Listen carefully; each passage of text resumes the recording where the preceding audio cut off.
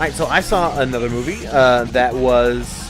It's a newer movie. It's still in theaters as of the time of recording this podcast, called The Founder. Michael the Keaton. Story of Ray Kroc. And I got to tell you, man, I am loving the fact that Michael Keaton is getting better roles these days. Yeah.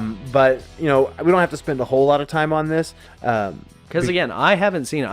I just kind of know that it's the story of the guy Story of Ray that Kroc. bought McDonald's and franchised it, right? Not necessarily. That's not exactly what happened. But I am a huge fan of like biopics. Mm-hmm.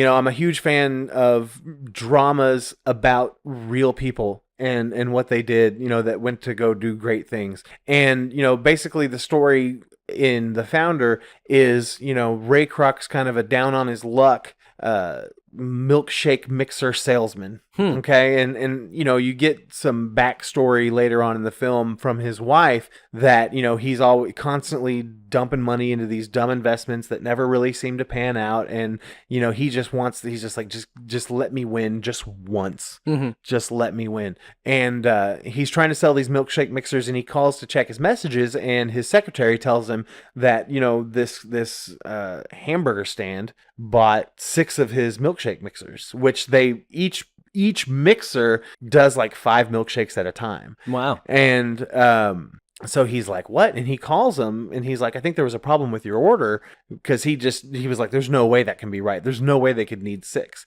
And the guy on the phone's like, no, you're right. You better make it 8. And so he's like, I got to see this place. So he goes out there. It's this little hamburger stand called McDonald's. Mm-hmm. And up until that point, and it shows him visiting these other drive-ins, which basically you would park, a car hop would come out, take your order, and then they would come and bring you a plate of food, and it shows them with this tray that just kind of snaps on to the window or the door. They bring you a plate of food, and he would eat it. And it shows him getting like frustrated with like how long things are taking and his orders being messed up and all this kind of stuff. So it's really setting the stage for his interest in McDonald's. Yeah. So he finally gets to McDonald's, and it's just packed, and there's this line, and he goes and he stands in line, and he's like, oh, it's a big long line. And the lady in front of him is like, oh, don't worry. They're really quick here.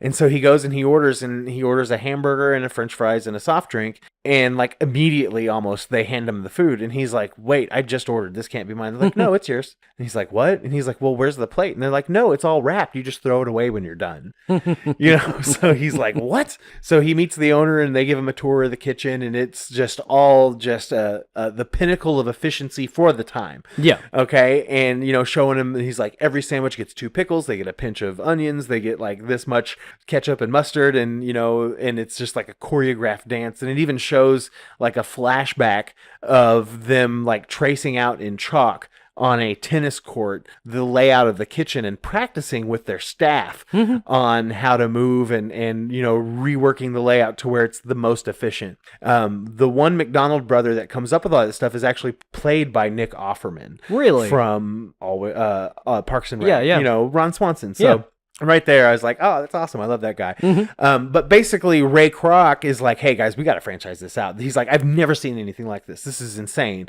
And it's weird, I'm in my 30s. You and I have both grown up with McDonald's. Yeah. And it's always been a part of our life. But imagine seeing being like a child fast of the food 50s or for something. The first time. It blew his mind. It just blew his fucking mind. And, they have a lot of misgivings about it. And apparently they had tried to franchise it out earlier, and people weren't sticking to the formula. Right. They weren't sticking to the format, and they're like, no, we have to do it this way, and it's got to be, this certain thing. But basically, to not get too far into it, because we don't have a whole lot of time left, he does get a deal with them to be like the person who goes out and franchises them. He starts opening up other McDonald's. It gains in popularity, and eventually there is like a hostile takeover. I'm not going to spoil for you how that's done, but it was actually pretty clever on part of the businessman that he ends up meeting. And that kid is the same kid from The Office who was like the intern that dated Mindy, whatever her name is. BJ Novak. Yeah. So he's in that.